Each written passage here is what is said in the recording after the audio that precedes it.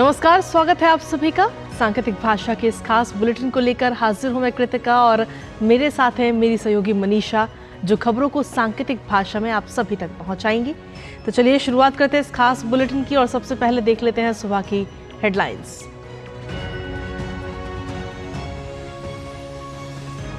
राष्ट्रपति द्रौपदी मुर्मू आज से उत्तराखंड के 2 दिवसीय दौरे पर। आज एम्स ऋषिकेश के चौथे दीक्षांत समारोह में लेंगी हिस्सा, गंगा आरती में भी होंगी शामिल।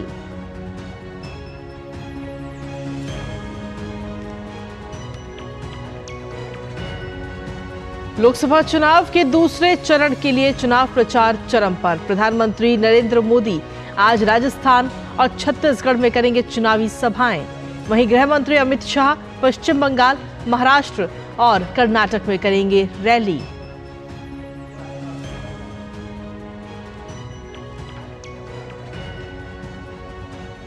चुनाव प्रचार में विपक्ष ने भी झोंकी अपनी पूरी ताकत। कांग्रेस महासचिव प्रियंका गांधी आज कर्नाटक में भरेंगी हुंकार। सपा प्रमुख अखिलेश यादव और बसपा सुप्रीमो मायावती यूपी के अलीगढ़ में चुनाव प्रचार को देंगे धार।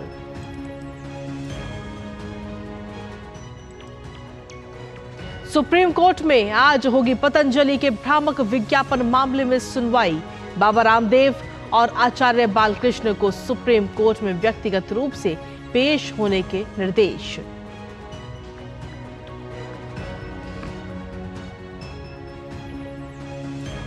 शराब घोटाला मामले में जेल में बंद दिल्ली के मुख्यमंत्री अरविंद केजरीवाल की न्यायिक हिरासत आज हो रही है समाप्त। इसी मामले में के कविता की भी न्यायिक हिरासत का आज अंतिम दिन। और खेल की खबरों में आईपीएल में आज चेन्नई के सामने होगी लखनऊ की चुनौती। कल खेले गए मैच में राजस्थान ने मुंबई को दी 9 विकेट से करारी शिकस्त। और चलिए सुबह की सुर्खियों के बाद अब खबरों में विस्तार से बात कर लेते हैं। राष्ट्रपति द्रौपदी मुर्मू आज से उत्तराखंड के 2 दिन के दौरे पर रहेंगी।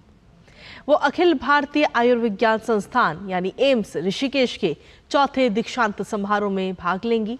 राष्ट्रपति आज ऋषिकेश में गंगा आरती में भी शामिल होंगी। इसके साथ ही राष्ट्रपति बुधवार को इंदिरा गांधी राष्ट्रीय वन अकादमी देहरादून में भारतीय वन सेवा के प्रशिक्षु अधिकारियों के दीक्षांत समारोह में भी भाग लेंगी।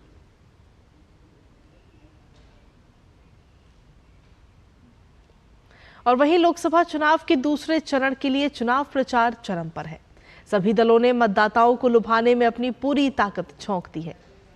प्रधानमंत्री नरेंद्र मोदी भी लगातार जनसभाएं कर रहे हैं। आज प्रधानमंत्री मोदी पहले राजस्थान पहुंचेंगे, जहां पर वो टोंक सवाई माधोपुर में चुनावी रैली को संबोधित करेंगे।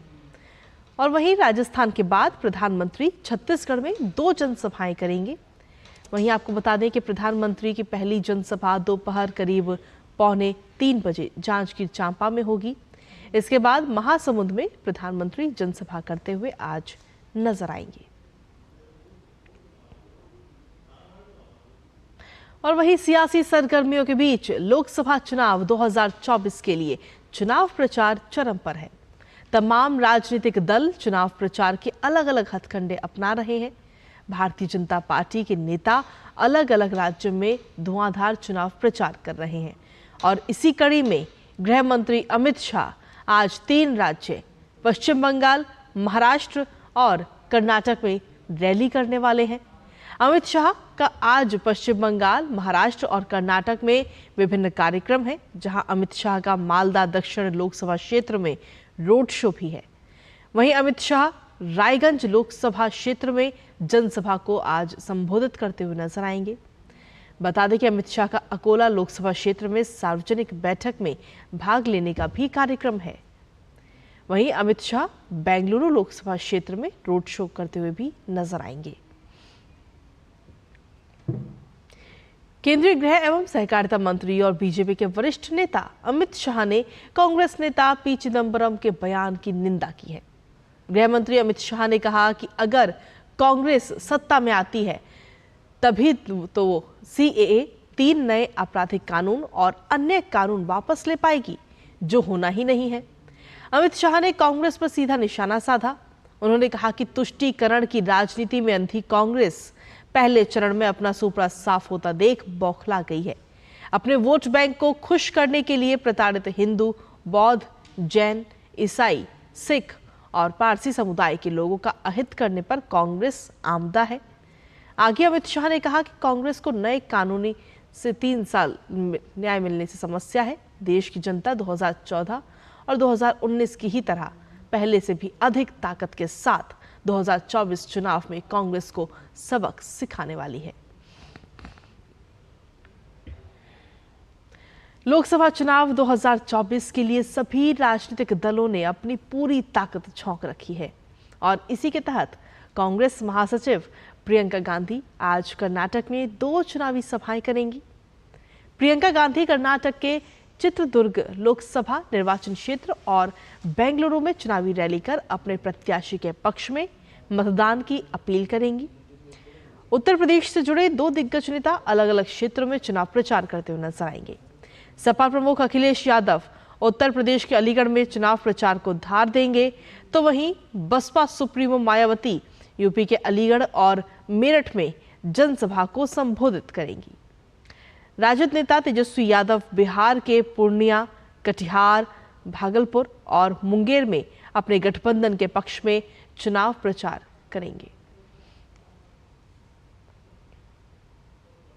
और आगे बढ़ते हुए बात अब मौसम की करते हैं, जहां मौसम विभाग के अनुसार अगले 5 दिनों तक देश के पूर्वी हिस्से में लू का प्रकोप जारी रहेगा।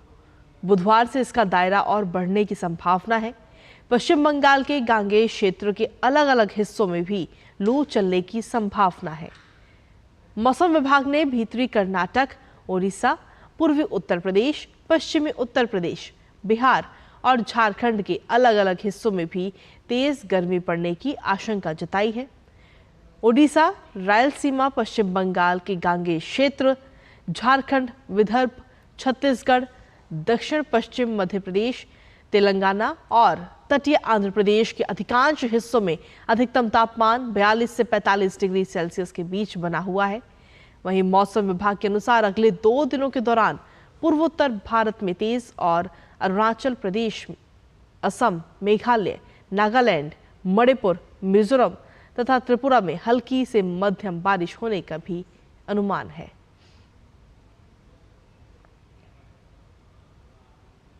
और वहीं रेलवे ने गर्मियों की छुट्टियों के दौरान रेल यात्रियों की सुविधा के लिए व्यापक व्यवस्था की है। इसके तहत अतिरिक्त रेलगाड़ियां चलाई जा रही हैं। आधिकारिक सूत्रों के अनुसार 1 से 21 अप्रैल के बीच 41 करोड़ से ज्यादा लोगों ने रेल की यात्रा की। रेल यात्रियों की भीड़ को व्यवस्थित करने के लिए सभी प्रमुख स्टेशनों पर वरिष्ठ अधिकारी और रेलवे सुरक्षा बल के जवानों को भी तैनात किया गया है। और अब बात आज के पर्व की। आज देश भर में हनुमान जयंती मनाई जा रही है। सुबह से ही मंदिरों में भक्तजनों का तांता लगा हुआ है। बड़ी संख्या में लोग हनुमान मंदिर में दर्शन करने के लिए पहुंच रहे हैं। मंदिरों में हनुमान चालीसा, अखंड रामचरितमानस का पाठ किया जा रहा है, तो वहीं पर हर जगह सुरक्षा के भी पुख्ता इंतजाम किए गए हैं। हनुमान जयंती के अवसर पर भारी संख्या में श्रद्धालु हनुमानगढ़ी मंदिर में दर्शन के लिए भी पहुंच रहे हैं।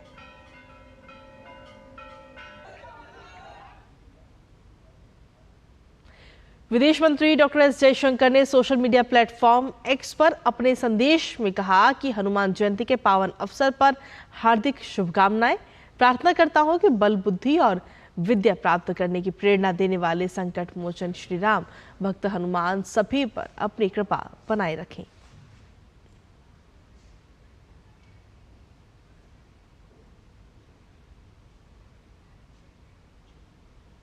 अब बात अंतर्राष्ट्रीय खबर की, जहां ताइवान में इस महीने का दूसरा भूकंप आया है। देश के पूर्वी तट पर सोमवार शाम 5 बजे से रात 12 बजे के दौरान 80 से ज्यादा बार झटके महसूस किए गए हैं। इनमें सबसे ज्यादा 6.3 तीव्रता का भूकंप रहा, जो भारतीय समय के मुताबिक रात करीब 12 बजे आया। मौसम विभाग ने बताया कि भूकंप का केंद्र पूर्वी काउंटी हुलियन में धरती से 5.5 किलोमीटर नीचे था। भूकंप के कारण राजधानी ताइपे में कुछ इमारतें भी झुक गईं, जापान, चीन और फिलीपींस में भी हल्के झटके महसूस किए गए। हालांकि फिलहाल किसी नुकसान की खबर नहीं है।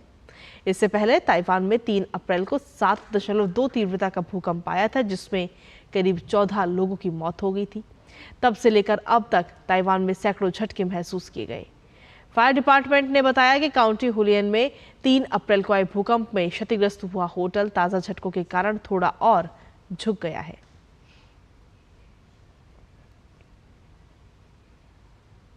और इसी के साथ फिलहाल सांकेतिक भाषा के इस खास बुलेटिन में इतना ही। मुझे, मेरी सहयोगी मनीषा और हमारी पूरी टीम को दीजिए अनुमति। नमस्कार।